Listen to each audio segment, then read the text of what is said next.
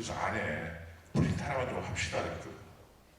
제가 과거에 민원창구 그 점검보고 다니고 친절교육을 정부합동 민원실에서 80년도 말에 그렇게 부르짖던 사람이거든요. 그거 좀 합시다 그랬더니 뭐라고 하는지 압니까? 민원이 오실 때 그걸 준비하고 오셔야죠. 그럼 어디서 해야 됩니까? 그랬더니 서울교육대학 전문학교 가면 카피센터에 거의 갔다 오라고 합니다. 제가 15분 걸리고 가서 100원 주고 제가 프린트 해왔습니다.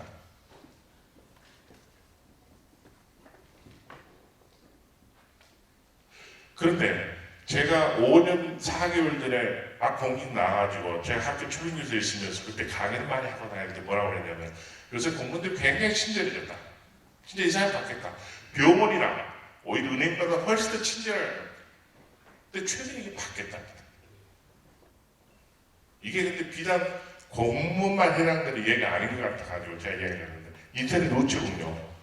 여러분들 혹시 지금 현직에 계신 거 많이 이용 안 하시겠지만 저는 갑자기 경조사 당한 분들이 있으면 인터넷 우체국 들어가가지고 카드 골라서 축하 메시지라든지 축제라든지 조절을 보낸 경우가 있거든요.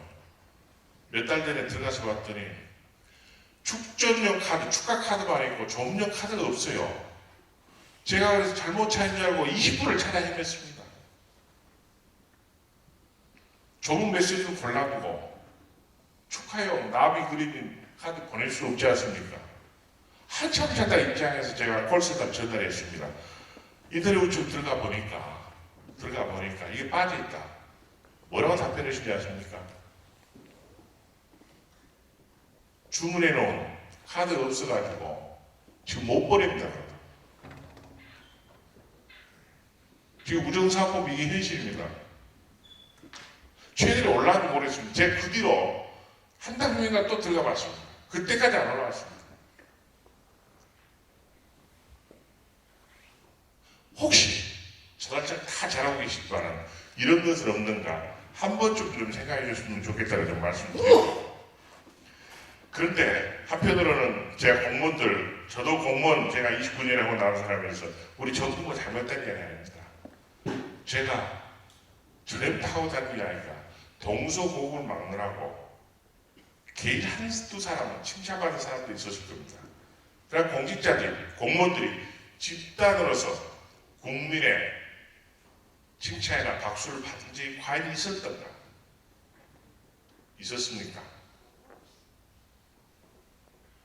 결국은 공직을 택한 또 택하고 일하고 나왔던 저나 여러분을 포함한 저는 숙명이라고 생각합니다. 더구나 우리 국민의 기대 수준은 얼마나 더 높아졌습니다. 우리 공무원들이 저는 세계 여러 나라의 공무원들하고 많이 만나보게 됐습니다만 결코 뒤치지 않습니다.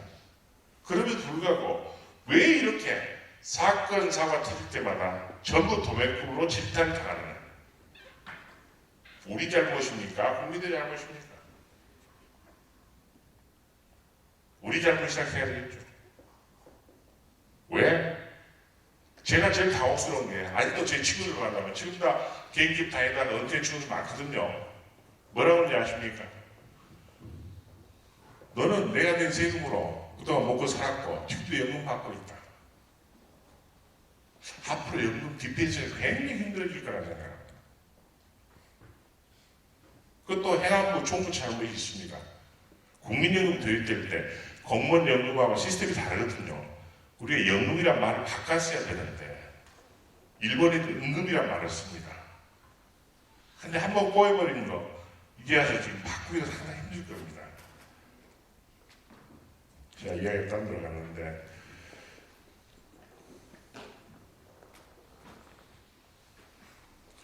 공직윤리 어떨까요? 제가 몇 번 이번에 조달청 오면서 한번 검색을 해봤습니다. 사정기관장들, 검찰총장이나 감사원장 취임식 때마다 공직비리 무관용 원칙. 근데 그렇습니까? 전부 솜방망이 쳐버립니다. 또 대기업의 하청회사들 횡포는 우리 가불놀라 남양주부터 잘하겠죠. 이번에 롯데홈쇼핑까지. 저는요, 우리 공직비리도 사회비리와 연계되어 있다고 생각합니다. 왜 자격증 가진 사람들 잘못했으면은 저는 자격증 한번 몇 사람들 박탈 좀 해봤으면 좋겠습니다. 의사 비리들, 보험주가들 엄청나게 적용하는 사람들 많습니다. 변호사도 마찬가지입니다. 세금 제대로 신고합니까? 일몰 100개로 자격증 한 5사람 박탈하면 저 비리 근절되라고 생각합니다. 정치인, 연예인 마찬가지입니다. 왜 비리 저지르고 연예인들도 비리 저지르고 나서 화면에서 사라졌다가 일정이 지나면 슬그머니 다시 복귀합니까? 이런 게 저는 쌓여가면서 더구나 요새는 젊은이들이 연예인들 우상으로 보는데 도덕적 불감증 전부 걸려있다고 생각합니다. 영구히 추방해야 되지 않겠습니까? 아직 수사 결과 안 났기 때문에 제가 뭐라고 말하고도 전향자 씨 경우도 제가 분명히 그때 당시 사건 오대학 사건 기억을 합니다. 한지아이까지도 제가 기억을 합니다. 그때 당시에 교육부 장관이나 하신 분도 한 번 걸렸을 겁니다. 구원파 오대학입니다. 부단 이야기 아닙니다. 자기 종교야. 종교의 자유니까 할 수 있지만 그걸 다른 목적에 의해갖고 사회에 피해를 끼치기 때문이에요. 그런데 우리가 왜 이렇게 반복됩니까?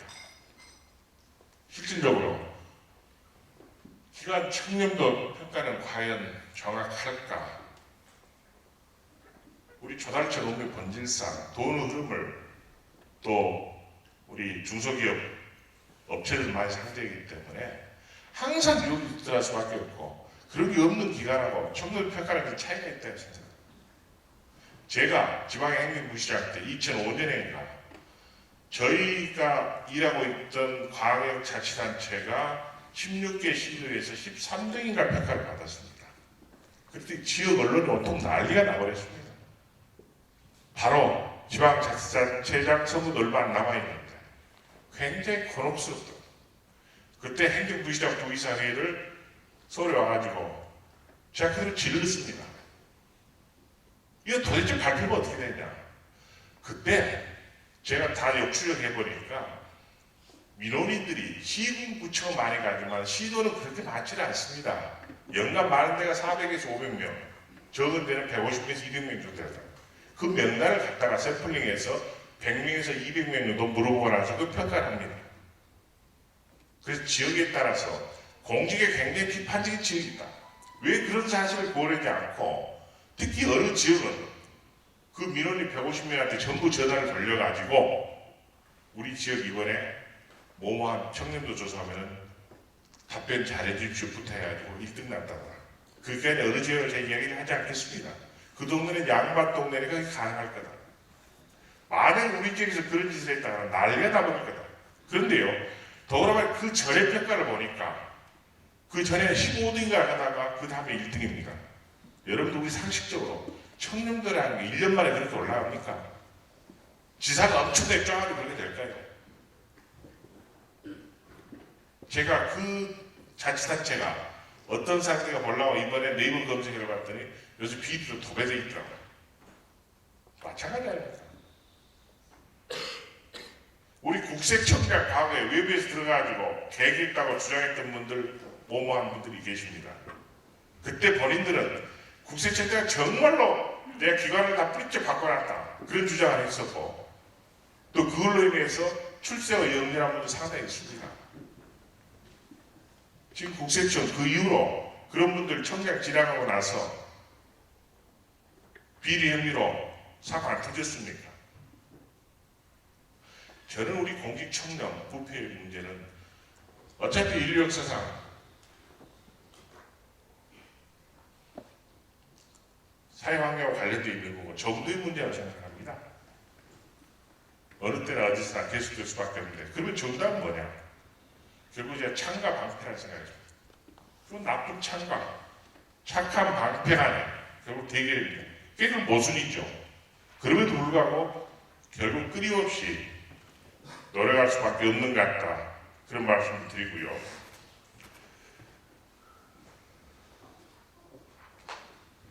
제가 이 이야기를 마치기 전에 그 생각 하나 납니다. 저희 그 1979년도에 저희가 공무원 시험 봐가지고 80년대 그 대원시 공무원 시작을 하니까 저희 선배님들이 그런 이야기 했거든요. 야, 우리는 학같이 살자. 그 말이 제가 무슨 이야기인지 생각이 잘 안 났습니다. 두 번째는 그때 한참 기업들이 막 일어섰다가 무너진 회사도 많고 그랬는데 그때 우리 과장께서 제가 사업만 할 때 과장 모신 분께서 저 포장마차가 소주 마시면서 뭐라고 그랬는지 아십니까? 그때 막 양주가 아마 외대 양주는 약간 다른 방법으로 들어온 술들이 좀 있었지만 양주란 것도 그때 없을 때입니다. 그때 아무튼 고급 식당 가면 양주란 게 있다는 이야기가 좀 나올 때죠. 야, 소주 마시고 기분 좋아라. 양주 마시고 기분 좋아라. 마찬가지 아니냐.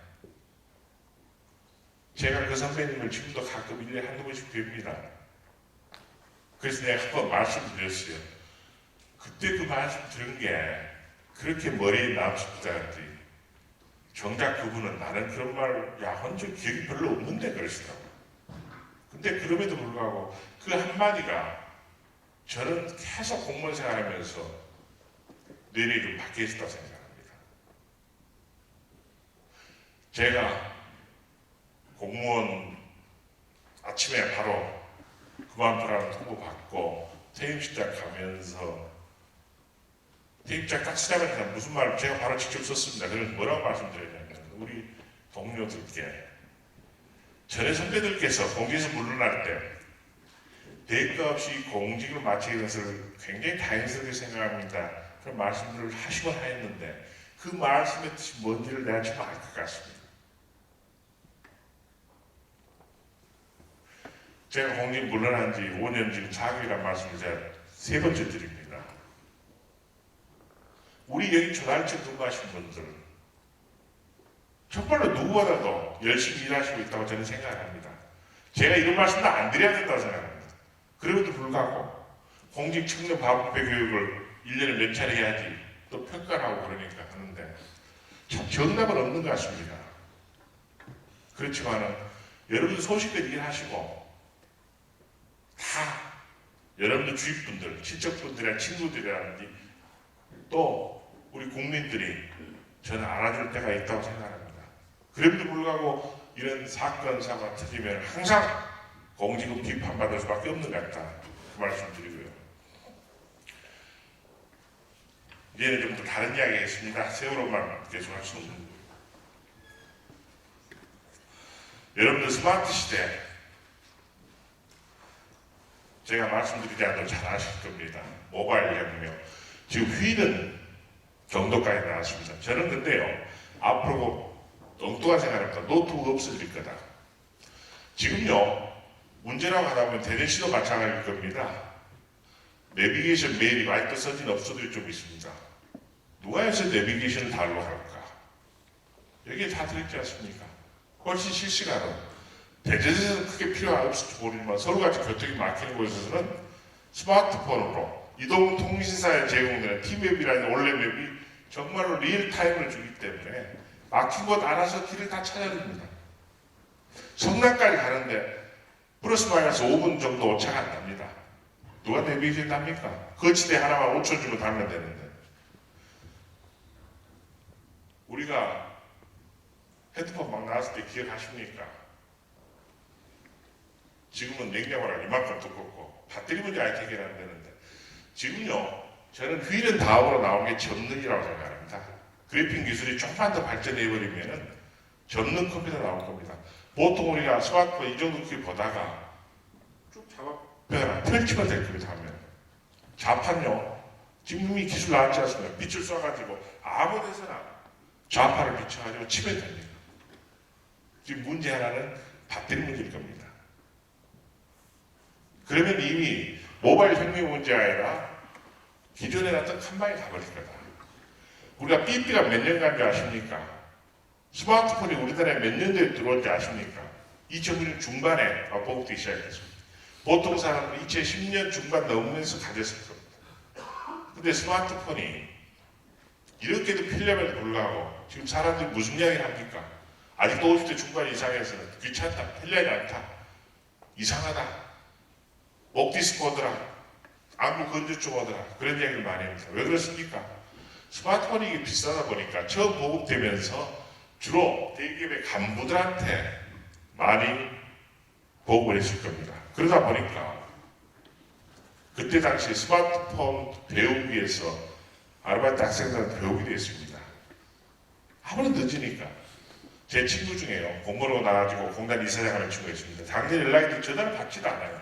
왜 그러냐 그랬더니 자기가 스마트폰을 오래 받았더니 목 디스크가 있어가지고 안 받나 그래서 제가 말도 안 돼서 우리가 책을 보더라도 한 곳을 오래 보면 10분 정도 쉬라 그러지 않습니까?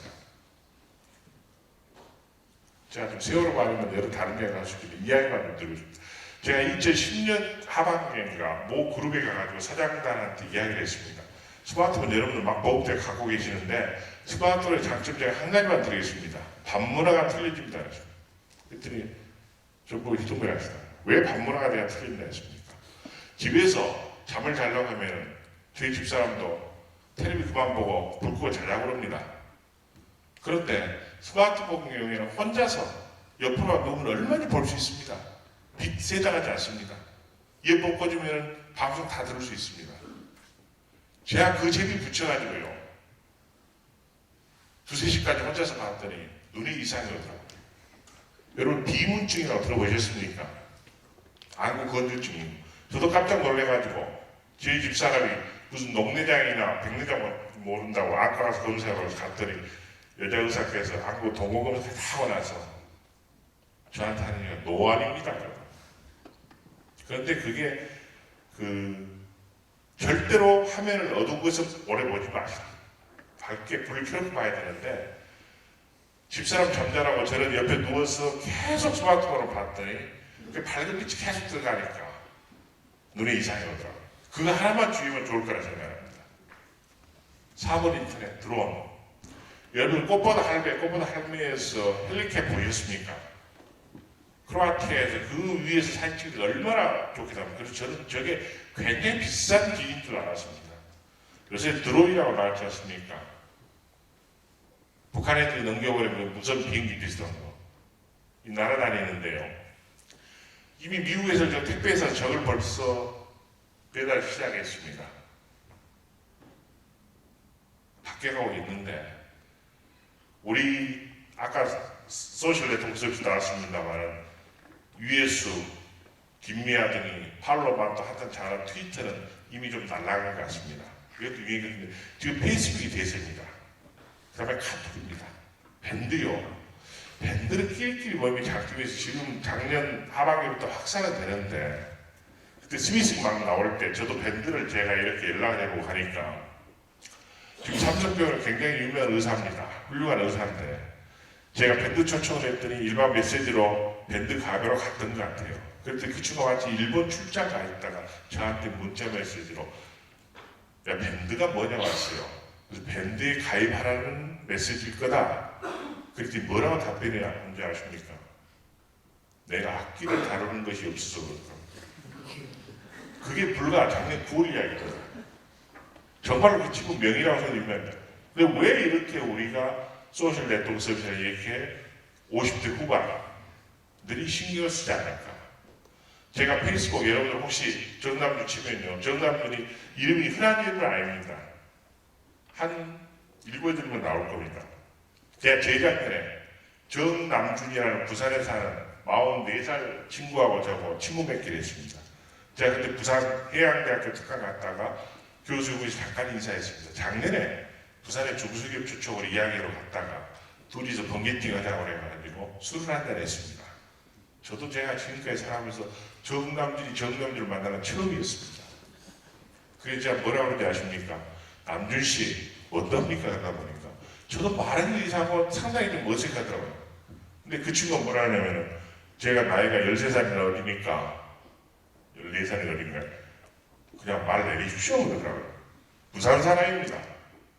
그래서 남준아 그럴 수도 없고 그런데 우리가 과거에 스킨십 인간관계 이야기할 때 지연현을 학계를 이야기했습니다. 이제는 소위 페이스북이라든지 다른 소셜 네트워크 서비스를 통해서 맺어지는 소위 팬친, 카친, 터치 등 인터넷 스킨십이 앞으로 우리 사회 중요한 인간 요소를 잘 나올 수 있을 거다. 제가 페이스북에서 저한테 지금 형님이라고 하는 친구가 한 4~5명 생겼습니다. 경북 영천에 있는 애, 포항에 있는 애가 어떻게 댓글 달았다고.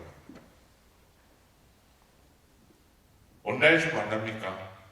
지가 서울로 찾아서 제가 소주 한잔 사주고 경주 특강 가다가 영천에 내려가지고 같이 만나게 됐습니다.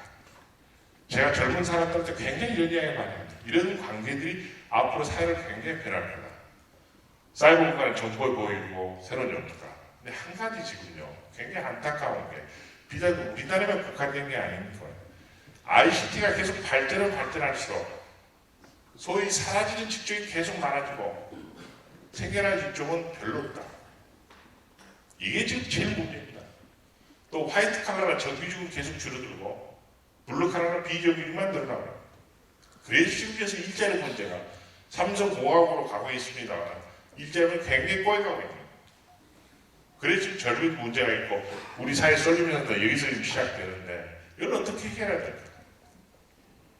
과거에는요, 대학 4학년 졸업하고 제약에서 취직 많이 했습니다. 그러면은 신상품, 신약 소개하고 주문 받아가지고 제약에서 사원들이 다 배달해서 다 했잖아요. 지금 어떻게 합니까? 인터넷 주문하면 택배차만, 택배 기사만 두 분씩 돌아다니고. 근데 그게 드론이라는 이제 예를 들면 무선 헬리콥이 나와버리면 저걸로 또 배달을 시작했던 미국에서는. 지금 증권사, 은행, 객장들, 요새 돈 거기 가서 찾는 분 얼마나 되십니까? 계속 지금 배송이나.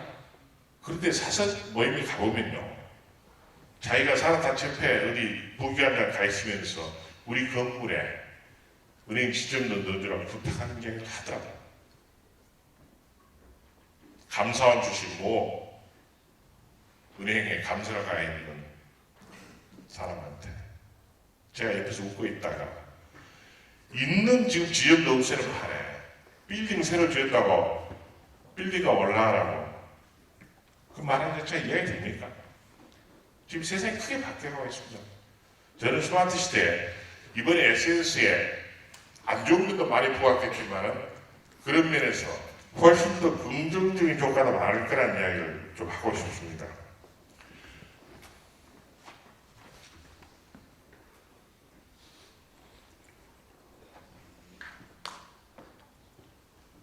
예과 학교 생활, 지하철 버스 우리가 다 검색해보고 보는 거 이야기를 안 드리겠습니다. 우리가 불가요, 한 10년 전만 하더라 뭐라 그랬습니까? 우리 일본 사람을 배우자. 일본 애들은 지하철 타면서 전부 책 읽고 가더라. 근데 한국 사람들은 눈 뜰 데가 없어가지고 앞에 앉아있는 여성 쳐다보기 뭐해서 무릎 쳐다보기 뭐하고 그러니까 천장 보거나 눈 감고 있더라. 제가 과분한 탓인지 모르겠습니다. 작년 제가 3월에 일본 가보니까 일본 애들 지하철 버스에 스마트폰 보지 않습니다. 지금요, 서울 지하철 타시면은 문에서 문까지 좌석이 몇 개인 줄 아십니까? 7자리입니다. 출퇴근 시간에 보면요, 7자리 중에서 6사람이 전부 스마트폰 들여다보고 있습니다. 문자를 보내나 검색하거나 음악 듣거나. 심지어는요, 서서 있는 친구들 한쪽 손 잡지 않고도 서서 스마트폰 검색합니다. 그래서 제가 어디 가서 농담을 그랬습니다. 우리 젊은 사람 대상으로 이거 누가 오래 흔들리는 지하철 안에서 이거 오래 검색하고 빨리 찾으면 한번 시합 좀 한번 해봤으면 좋겠어요. 왜 이렇게 달라졌습니까? 우리 아날로그 시대 때하고 디지털 시대로 바꾸기 위해서 우리 국민의 특질이 저는 스마트 시대와 좀 맞아떨어진다고 생각합니다. 여러 가지 안 좋은 이야기를 제가 했습니다. 그럼에도 불구하고 제가 꼭 드리는 이 스마트 시대로 대변되는 게 우리 사회를 굉장히 바꿔나가고 있다. 특히 젊은 세대들 많이 바꿔나가고 있는데, 과거에 동계올림 보면서 저도 그런 생각을 했거든요. 저런 종목은 우리가 죽었다 깨어나도 우승하는 사람 나오지 않을 것 같다. 그런 게 몇 종목 있었습니다. 피겨도 그랬고, 김연아 이미 다 끝났으니까요. 빙속, 이사가 모태범 또 이승훈입니까? 그 세 명이 4년 반 전에 금메달 땄을 때, 야, 저 종목에서 우리가 우승할 수 있다. 최종 마찬가지죠. 프로야구도 요 근래 프로야구 가지고 핸드볼 게임수가 났다고 지금 비난하는 기사가 뜨긴 했지만 우리 야구 얼마나 잘합니까? 세계 선수권 우승했지 않습니까? 이 스마트 시대가 한 방에 다 넘어서더라. 제일 부러웠던 게 저도 고등학교 시절, 대학 시절 카메라 그렇게 갖고 싶고 부러웠거든요. 수학여행 갈 때 카메라를 못 사고 빌려가 갔던 기억이 있습니다. 그런데 그때만 해도 어떻게 생각했습니까? 독일, 일본, 그 렌즈 광학 기술 때문에 우리가 도저히 넘어설 수 없을 것 같다. 한 방에 넘어섰습니다. 우리 히든챔피언이나 휴비치나 광학이. 그럼 뭡니까? 광학 기술하고 IT 기술이 접목되면서 한 방에 넘어섰다. 제가 미국에서 공무원 생활을 다행히 운 좋게 한 4년 반을 제가 미국 생활을 했습니다. 그런데 그때 당시에 가보면 워싱턴 DC나 LA도 다 마찬가지였습니다. 소니, 파나소닉이 다 전자시장을 잡고 있었습니다. 우리 삼성 저 옆에 있었고, 대우는요, 그때 당시에 대도시 주변은 없고 중소도시 가면은 우리식으로 보면 요새 할인마트 그런 데 가면 좀 놓여있고 그랬습니다. 우리 삼성이, LG가 소니나 파나소닉 따라잡으려고 생각했습니까? 한 방에 보냈습니다. 그래서 정말로 스마트 시대 긍정적인 이야기는 제가 요즘 많이 하고 다니는데 아날로그 시대 사고가 나버리니까 저도 참 당혹스럽습니다. 당혹스러운데요.